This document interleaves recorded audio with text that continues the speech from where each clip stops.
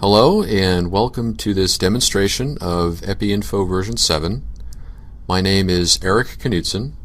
I am an information technology specialist with the Epidemiology and Analysis Program Office, part of the Centers for Disease Control and Prevention. And before I begin, I would just like to go over a very quick agenda. I'm first going to talk a little bit about what Epi Info is, for those that might not be familiar. I'm then going to discuss some of the core design principles that have gone into the new version. And then finally, I'm going to give a demonstration of some of the features and capabilities found in Epi Info 7. So what is Epi Info? Epi Info is a suite of free data management, analysis, and visualization tools designed specifically for the public health community. It's used extensively not just at CDC, but also domestically at the state and local level, as well as internationally. Epi Info allows you to rapidly create electronic data entry forms. These forms can have intelligence built into them, such that, for example, you can automatically calculate a patient's age based on the survey date and the date of birth. You can also move the cursor past certain fields based on a variety of conditions. You can even hide and unhide fields based on various conditions. It also allows you to enter data into those forms.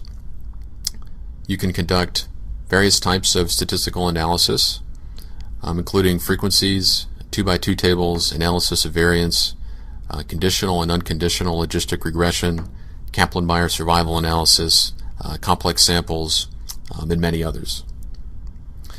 Epi Info also allows you to create several types of maps, and it also has some graphing and charting capabilities. And finally, Epi Info allows you to design and generate reports.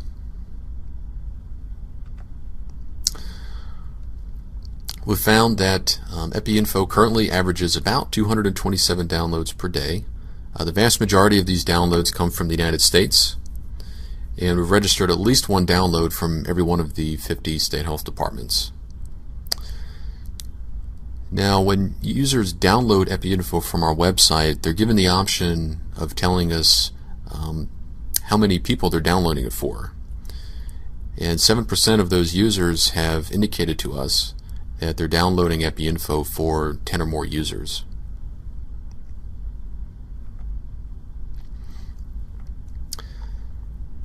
As we've been developing Epi Info version 7, we've tried to adhere to a number of design principles.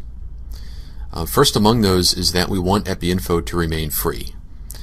And when we say free, we don't just mean free to download, but we also mean free as in you won't need to buy any other software in order to get Epi Info to work. You'll be able to download Epi Info from our website and begin running it without having to purchase any other additional software. We also want Epi Info 7 to be easy to use. We want our users to be able to very quickly and easily figure out how to do certain tasks. And from the previous version of Epi Info, we want to make sure that the number of steps needed to do certain tasks is reduced. We also want Epi Info 7 to be very flexible. And when we say flexible, we really mean two things. Number one, we want Epi Info to be lightweight and agile, especially when responding to emergencies.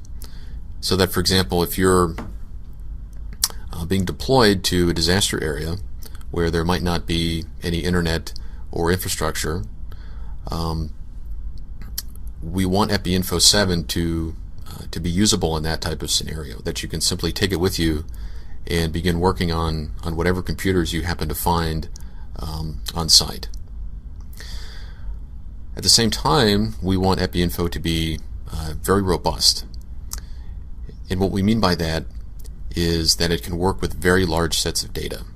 And so we've designed Epi Info 7 to work not only with the traditional Microsoft Access database format, but it can now work with Microsoft SQL Server databases.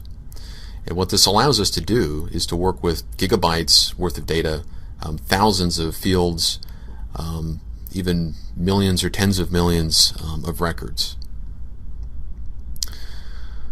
We also want Epi Info 7 to be standards-based. And to that end, we have incorporated the FIN-VADS vocabulary system into the Epi Info 7 form designer. And what that lets our users do is create their questions with standard public health responses, so that when the data is transferred, you know that the data has been stored in a standard way. And last but not least, we have tried to eliminate the amount of IT support that is needed to use Epi Info. So one of the things we've done with Epi Info 7 is removed the requirement that it be installed to the computer. In fact, all you have to do to get Epi Info 7 to work is to download it from our website and then run it. You don't have to be an administrator. You won't need your IT support personnel to set it up for you or install it for you. You can just download it and get right to work. In fact, you could download Epi Info 7 directly to a thumb drive and take that thumb drive with you, and wherever you happen to be, you can plug that thumb drive into a Windows computer and simply run Epi Info 7 right from the thumb drive.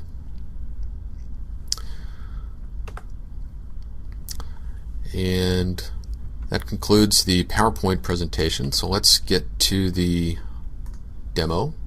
I'm going to launch Epi Info right from the desktop. And what we're looking at now is the Epi Info 7 main menu.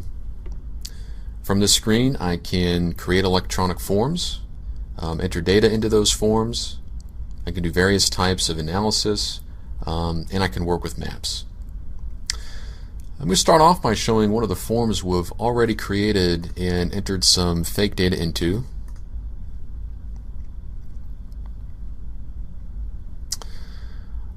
This is an E. coli food history questionnaire. And as you can see, we're collecting some pretty standard information. We have a case ID, we have the date the patient was interviewed, we have first name, last name, the patient's gender, date of birth.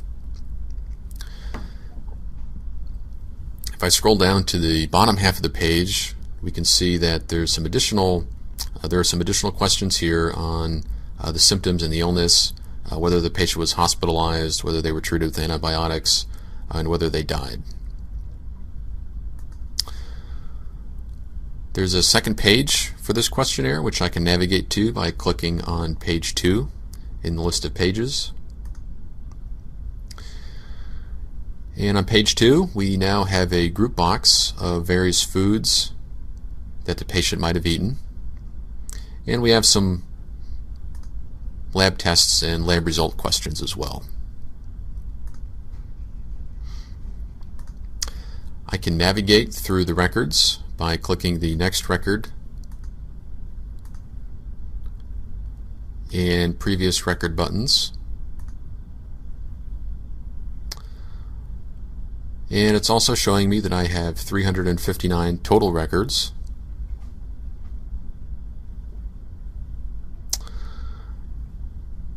Now, one thing that I mentioned at the very beginning was that Epi Info questionnaires can have intelligence built into them, such that, for example, we could skip the cursor past all fields related to pregnancy if I filled out male for the patient's gender. Now, in this particular form, we have programmed it so that as soon as the cursor moves out of the date of birth field, it will automatically calculate the patient's age based on the date of interview and the date of birth, and then automatically fill that value into the age field. So as I put the cursor into the date of birth field and then press Tab, you'll notice that the age field was filled in with 29. If I were to go back and change the date of birth to January 12th, 2001, and then press Tab, we see that the age is recalculated as 10.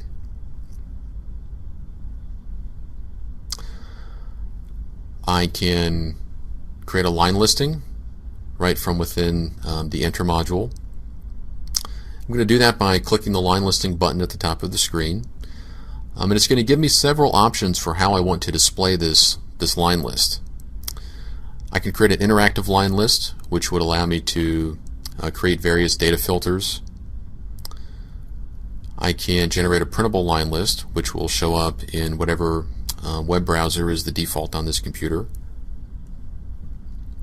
Or I can export that line list directly to Microsoft Excel. I'm going to go ahead and do the printable line list, and in a couple of seconds I can see all of my data in Internet Explorer, and I can scroll down or scroll across.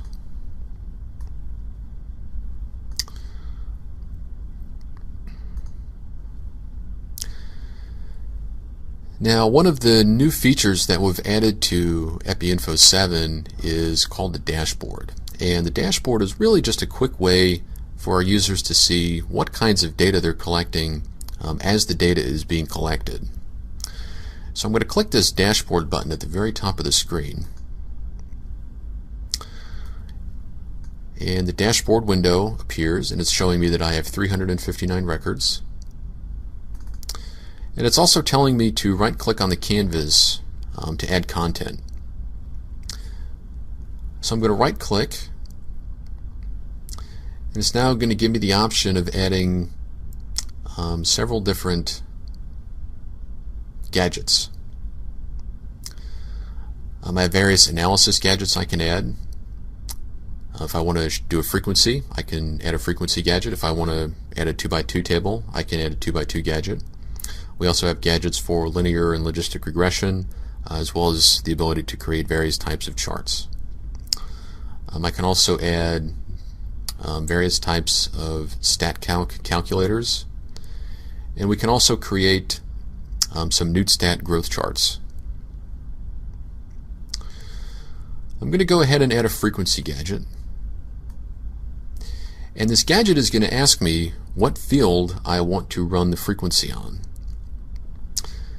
So suppose I want to see the number of ill patients and non-ill patients in this set of data. I can simply select the ill field from the list of fields on this questionnaire, and as soon as I do that, it's going to show me the results, which are that we have 276 ill patients and 83 that are not ill. If I wanted to show the breakdown of males and females instead, I could select sex as the field to run the frequency on. And it's now showing me that I have 186 females and 173 males. I can stratify this frequency by clicking or by opening the Advanced Options panel. So we'll do a frequency on ill, and then we'll stratify it by sex.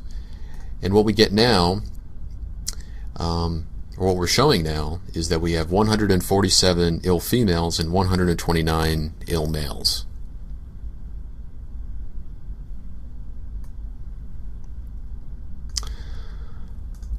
I can also create some descriptive statistics for various numeric fields that I have in my questionnaire.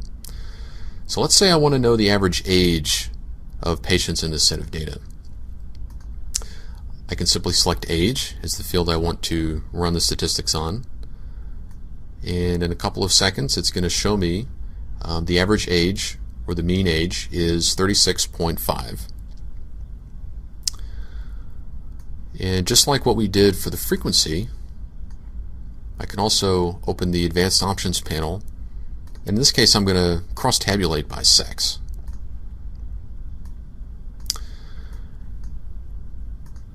And it's now showing me that the average age of females is 35.755 and the average age of males is 37.366. And because we've done a cross-tabulation, we're getting some additional statistics, in this case an analysis of variance. We also have a Bartlett's test, Kruskal-Wallis statistics, and various others.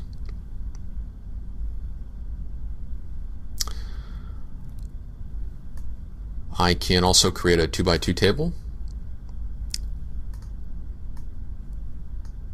And since this is an E. coli food history questionnaire, probably going to want to select one of the foods eaten as the exposure. So let's select strawberries as, or whether or not the patient ate strawberries as the exposure, and we'll let whether or not the patient became ill be the outcome. And in a couple of seconds, it's going to show me some pretty standard looking 2x2 results. I have the 4 colored squares.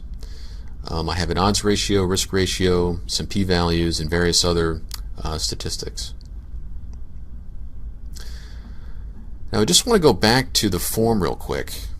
And on page 2, if you remember, we had a number of checkboxes representing each one of the various foods that the patient might have eaten.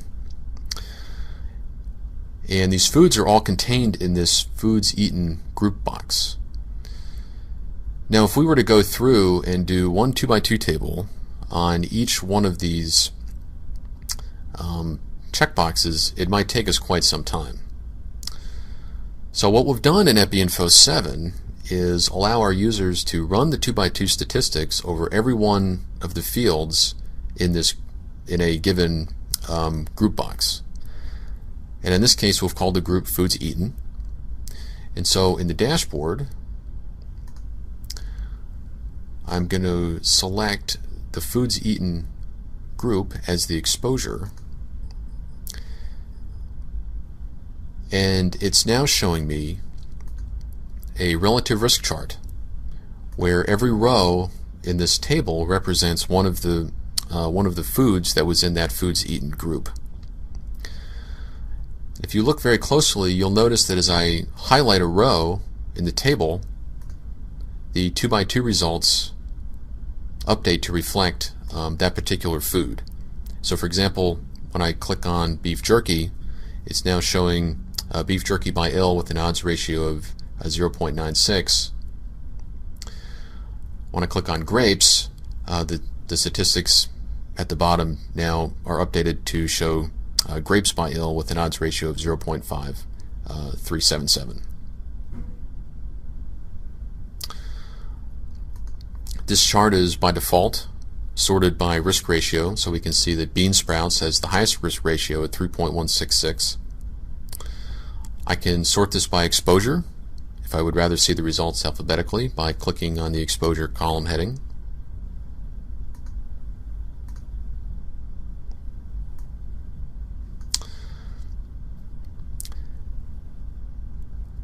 I can also create various types of charts. So let's do an Epi curve. And let's do the Epi curve based on the onset date.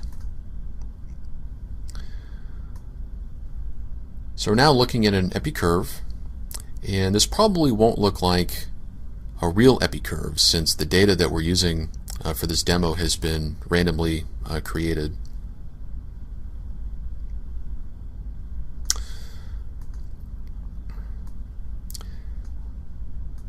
Now let me go ahead and do a frequency on age. Now you'll notice when I do the frequency on age, I'm seeing one row in my frequency table for every single value of age that happens to be in the set of data, which probably isn't what I want to see. I would rather see this broken down into some kind of age groups or age categories. And thankfully, Epi Info 7 allows us to do that using the Define Variables gadget, which is this gadget on the left-hand side of the screen. And as I move the mouse over it, it just sort of pops out. And I'm going to create a new variable, and I'm going to create it with a recoded value, since we want to recode the values in age into some new variable that's going to contain the age groups. So for the source field, I'm going to select age. I'm going to call the new field age group. Now I could manually type in all of the from and the to values to create the various age groups, but I'm going to go ahead and let Epi Info do that for me by clicking the Fill Ranges button. And I'm going to select my start value as 0. I want the range to go up to 65 years, and I want it to increment by 10. I'm going to click OK, and those values are automatically filled into my recode table for me. I want to click OK again, the recode is applied. And now when I run a frequency, I have a new variable in the list called age group, and if I simply select that, it's now going to show me the breakdown of ages by the categories that I just created.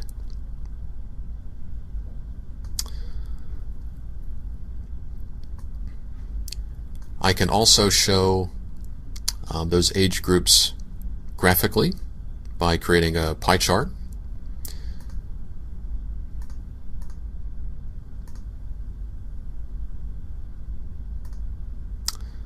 And I can move the mouse over any one of the pieces of the pie to see both the actual count as well as the percentage.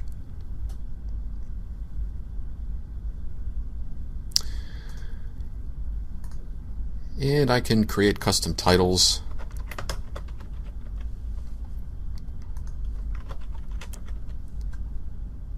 and apply those to the chart.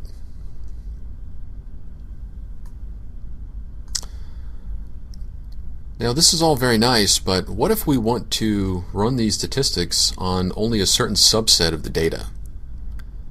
For example, what if I only wanted to generate these results for mail records? We can do that using the data filters gadget, which is this gadget on the right hand side of the screen. And just like with the defined variables gadget, I just have to move the mouse over it and it pops out. It's going to ask me what fields I want to create a filter for. So I'm going to select, since I only want to work with mail records, I'm going to select sex. I'm going to say sex is equal to male. Then I'm going to click the Add Filter button, and as soon as I do that, all of the gadgets are automatically updated and refreshed to reflect the fact that we're now only working with the 173 mail records in this set of data.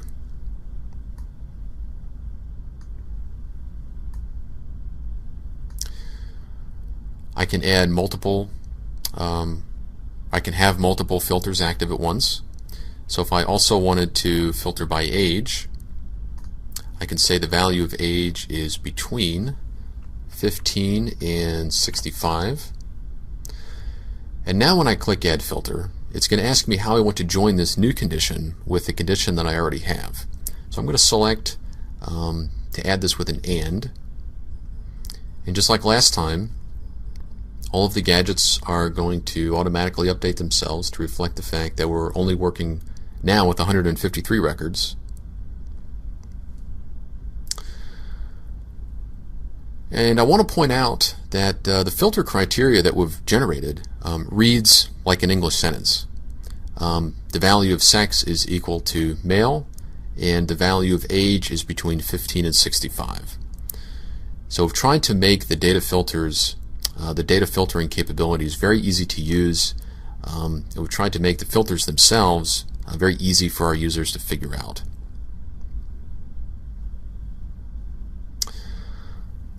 Now this is all very nice, but what if I've generated all of this output and I now want to send it to a colleague? Well, I can do that using the Save as HTML button at the very top of the screen. And when I click it, it's going to ask me where I want to save this output. I'm going to save it to my desktop. We'll call it Demo Output. And now when I navigate to the desktop, we have a demo output HTML file which I can click on, and it's going to open in Internet Explorer, and I can now look at all of the results that I just generated.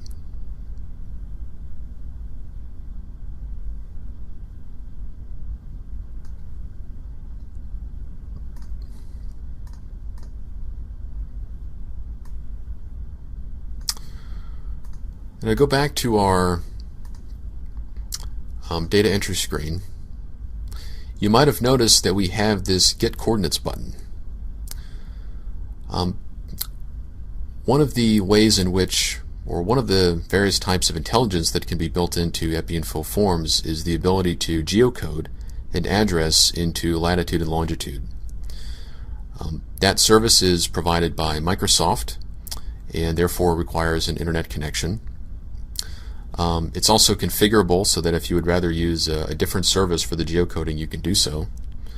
And I also want to point out that the geocoding is entirely optional and is not required to build forms. So if you don't want it, you don't have to use it. Now I already have 359 records with latitude and longitude filled in. So what if I wanted to display these cases on a map as a case cluster? Well, I can do that using the mapping module. So I'm simply going to click this map button at the top of the screen.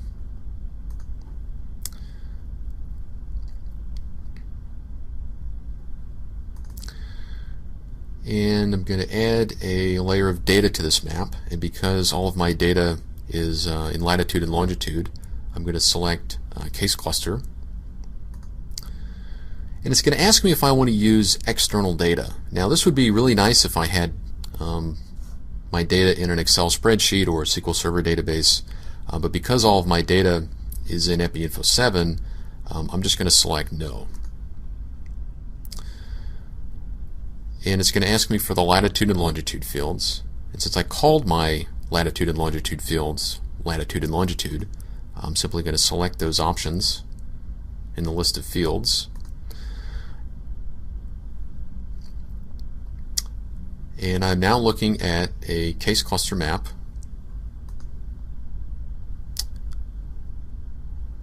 And I can use the mouse to move the map around. I can use the mouse wheel to zoom out to get a more high-level view.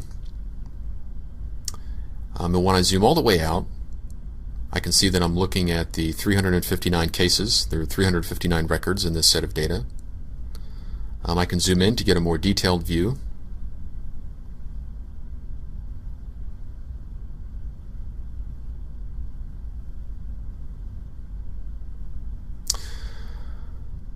One of the things you might have noticed is that we have some single dots, and then we have some dots that have a number inside representing the number of cases in that cluster.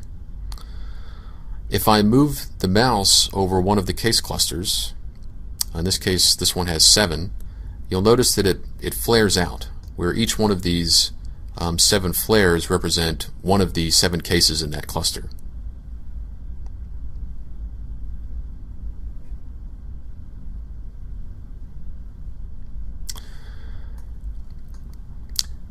The Maps module also has a bit of intelligence built into it, in that each one of the cases that is displayed is linked to one of the records in the Enter module.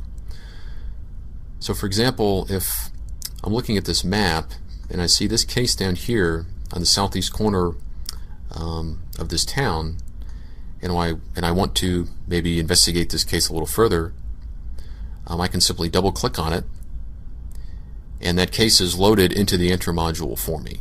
And we can see that this is case ID 53, Francisca Fisher.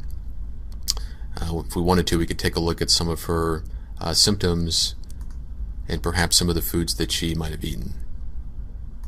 And again, I do want to point out that this data is entirely fictional and was created for demonstration purposes only.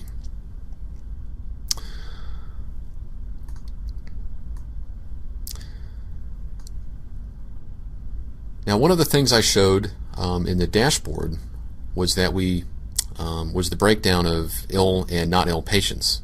And you might have, as you might recall, we only had about 270 something ill cases in this set of data. So what if we only wanted to show those 273 ill cases on our map? Well, we can actually use the same data filtering components in the mapping module that we used in the dashboard. I can do that by moving the mouse over the Map Layers gadget at the bottom of the screen and clicking the Data Filters button. And I can now select ill is equal to yes as my filter. And when I click Add Filter, the map has now been updated to reflect the fact that we're only working with, or only showing, the 270 ill cases in this set of data.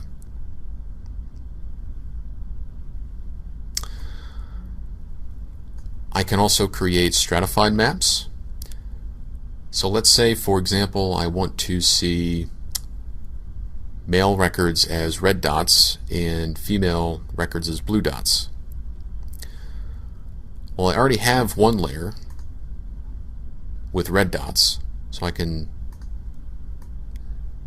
set this layer's filter to only show male cases. And then I'm going to add another layer. I'm going to add another case cluster layer, and once again I'm going to say no to using external data. I'm going to change this layer's point color to blue, and I'm going to set its filter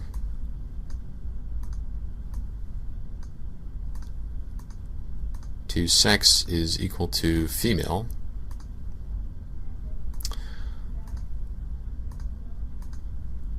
And when I'm done picking the latitude and longitude fields, it's now showing me a stratified case cluster map where the blue dots represent female cases and the red dots represent male cases.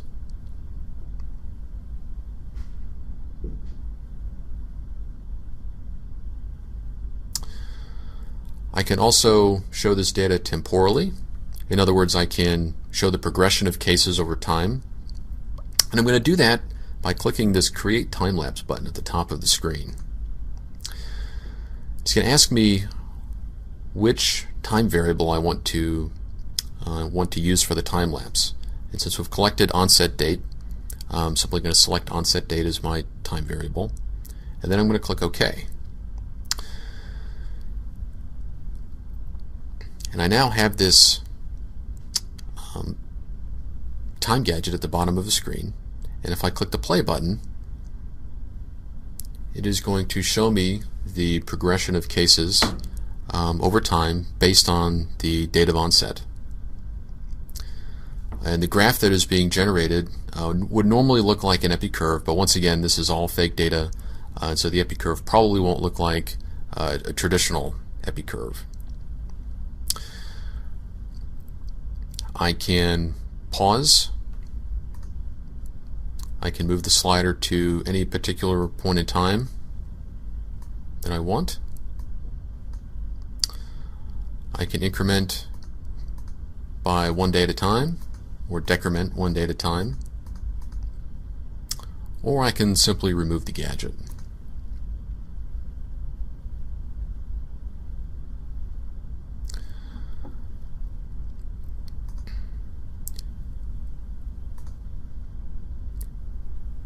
Now, one last thing to point out in the Enter module is this Linked Records panel at the bottom left corner of the screen.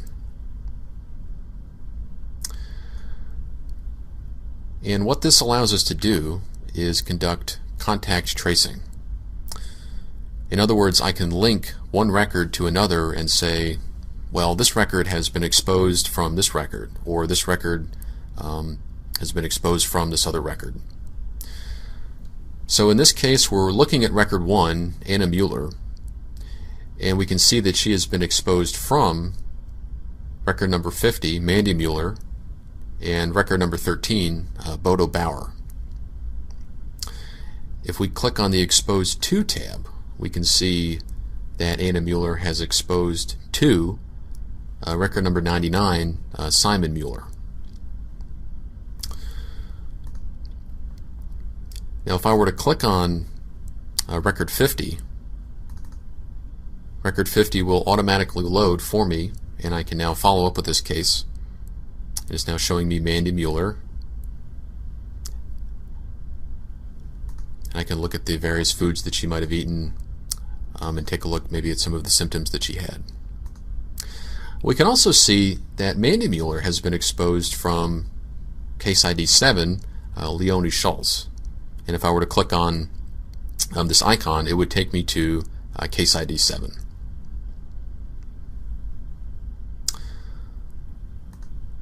Now what the exposed from and exposed to tabs let us do is create a directionality of exposure.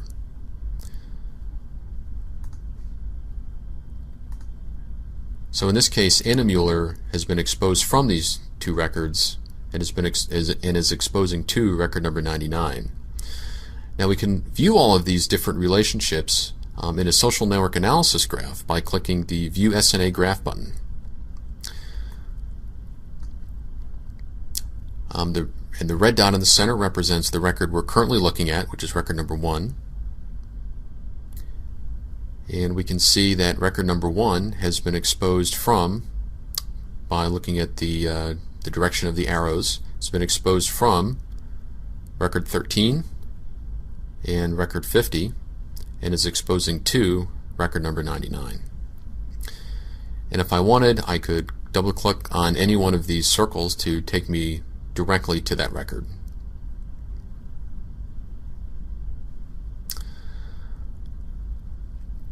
Now some of you might be wondering, how exactly are these forms created in Epi Info?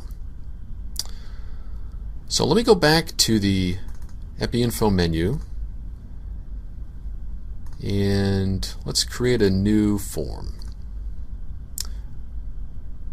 So I'm going to create a new project, and maybe we'll call this medical records, and we'll give it a form name of survey. And you'll notice that we have the option here of either creating this project as a Microsoft Access database, or we can create it in Microsoft SQL Server. I do want to point out that you don't have to have Microsoft Access installed on the system in order to use the Microsoft Access option. And because I don't have a SQL Server available to me, I'm just going to go ahead and keep this as the default. And I'm going to click OK.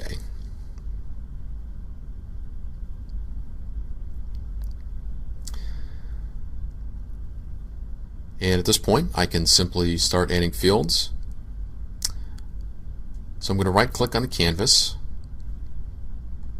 and I'm going to select new field, and let's create a last name field. So we'll create the last name field as a text field. And let's create a field for the patient's age. And we want that to be numeric data only, so we'll create that as a number field. And if I wanted, I could specify a range of values for this field. I can also specify a specific pattern that the input has to match. And I'll create another field for the patient's date of birth, and I'll create that as a date field. And just like with the number field, I can set a range of valid date values.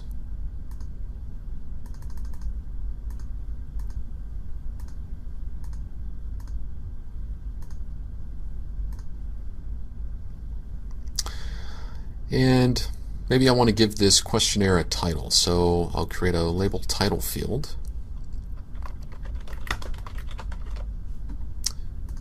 And we'll give it a nice big font to make it stand out.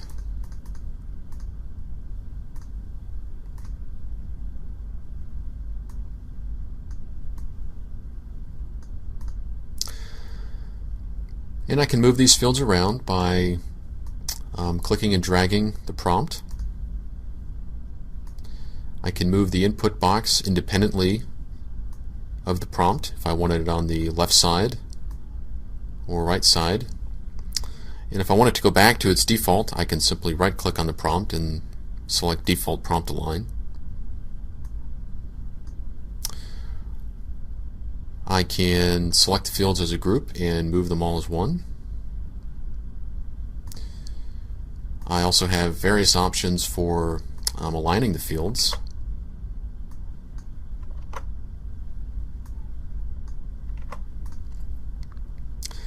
And I can also undo and redo various actions using the undo and redo buttons at the very top of the screen.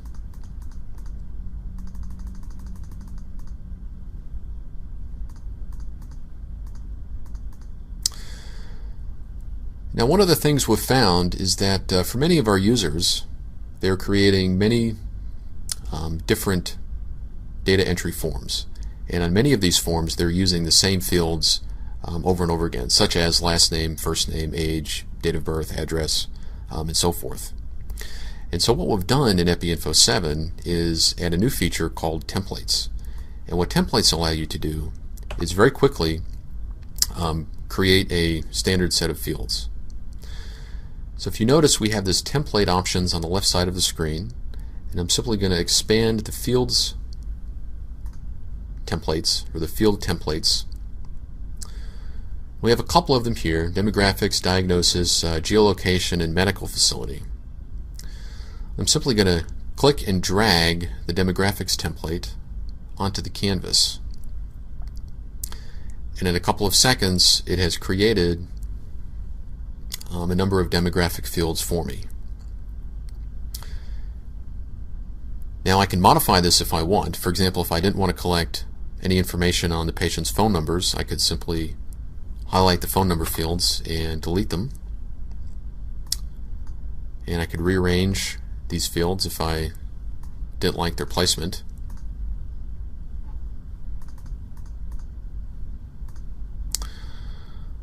And it's also very easy for users to create their own templates.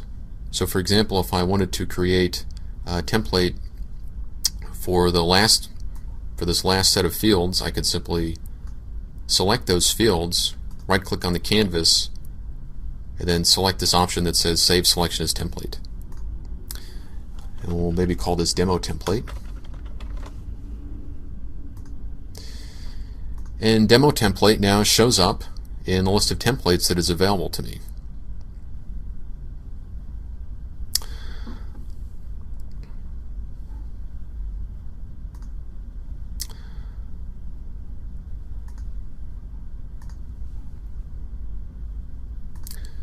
So that concludes the demonstration of Epi Info version 7. I'd like to thank everyone for their time and interest, and if you have any questions, please send them to epiinfo@cdc.gov.